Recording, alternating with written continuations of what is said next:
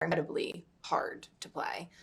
For you guys, when you read the script, how disturbing were these alleged sexual abuse allegations to you?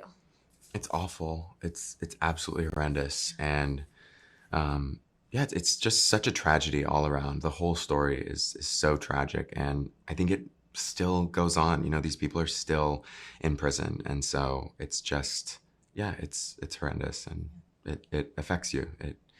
It's deep. Yeah. I can only imagine. You actually just visited the brothers in prison with Kim Kardashian. Yeah, I know. So iconic. I mean, what was the experience like? It was absolutely incredible. We went down for this meeting about this green space project that Lyle and Erik are spearheading, and they've been working on it for a while, and they were going to present it to us. And the first person I saw when I walked into this gymnasium was him. We like made eye contact, and we just gave each other a big hug. And you know, they're very light. They're filled with light, and they have a sense of humor, and they're so kind and such normal, you know, stand up individuals. And yeah, I told him that I believe him and I support him, and I did everything I could to portray him as authentically as possible. This is Erik. Yeah. I met both of them, and both of them, okay. Yeah, and but yeah, of course I talked to Erik, and I told him that.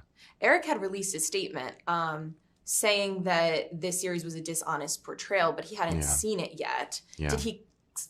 Did he step back from any of those comments? No, he stood by them, and you know, I understand where he's coming from. It's so difficult to have something like this happen where Hollywood and is retelling this story in a dramatized fashion. It's so incredibly difficult. So I totally understand where he's coming from, and I respect that, you know, he has to make a statement like that. Yeah. The family released a statement this morning. I don't know if you guys saw it. Yeah. Okay. So assuming they did see the series, what is your reaction to the family's statement? I think it's just sort of the same response, you know? It's like, these are people that they know so well, and they're so close to them. And, you know, I would just encourage to remind people that this is a dramatized retelling of their story. And there are parts of it that we're showing perspectives from different people. Like, for example, like Dominic Dunn, or even the parents' perspective. Like, we're showing all of these points of view to ultimately have the audience act as a jury. And so I would encourage people to really just look at the story from, different contexts, you know, and but at the same time, I support everything that they're saying, and I understand how difficult it would be. Netflix is also releasing a documentary next week, so I think that's really where people need to look more for the facts, or just to watch the trial and like really watch that, because that's all the facts, and that the truth is all in there. Yeah, Nicholas, you do such a great job of building the bond between these two characters. How did you approach that? Well, I think that one of the aspects of this project that was kind of serendipitous was the fact that Cooper and I got to have a dynamic that sort of mirrored the brothers, in that we were the only people in the entire world who knew what the other person was going through. We had been cast in this project and tasked with this enormous responsibility. And sometimes it feels like you're carrying the weight of the world when you're working on such a large scale project. And I think that the brothers also had this, you know, they were the only two people in the world who knew what the other person was going through.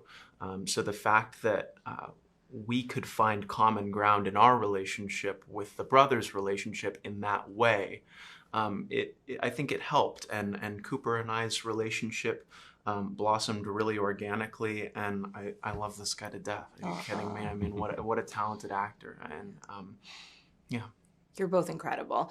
12.4 million people viewed this in just 4 days. I imagine, as the actors, is there a prayer, is there a hope that people experiencing sexual abuse right now or have previously are going to seek help and healing? I really hope so. I think that was definitely something that I thought about every day while I was shooting this, and I hope they feel seen, I hope they feel heard, and I hope they can learn that when you are vulnerable and you open up and you do reach out and talk to somebody, that gives you strength, and it will help you heal and move through your trauma. And yeah, I hope that people are feel like they can do that after this. Fact versus fiction. A lot of people are talking about what was true, what was not to the actual story. How much of this was fictionalized for you guys? What I can tell you is that this was a heavily researched show. The creators of the show researched it for over 3 years, and it comes from a very, very informed perspective and assimilates a lot of different information from many different accounts.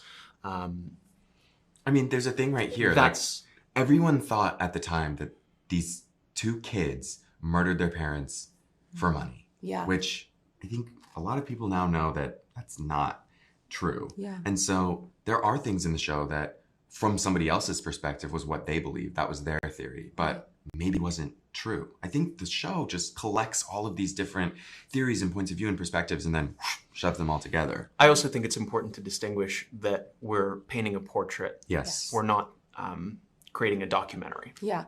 Do you guys think that this will change the public's outlook on if the brothers should get released or not?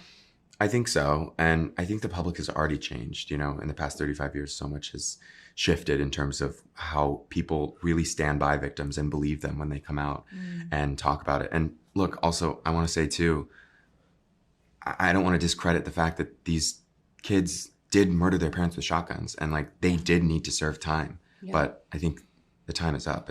They've served their time. Did you guys expect this controversy? Yes. You did. It's a super controversial story. Yeah, yeah. So, yeah. And finally, Colin Farrell recently said that he went home and watched Finding Nemo to escape a dark character he was playing. So for you guys, what did you do after a day of filming to just kind of, you know, come back to yourself? I leaned on my loved ones. I called my family, and whenever I was in a particularly dark place, I just asked for their love and support.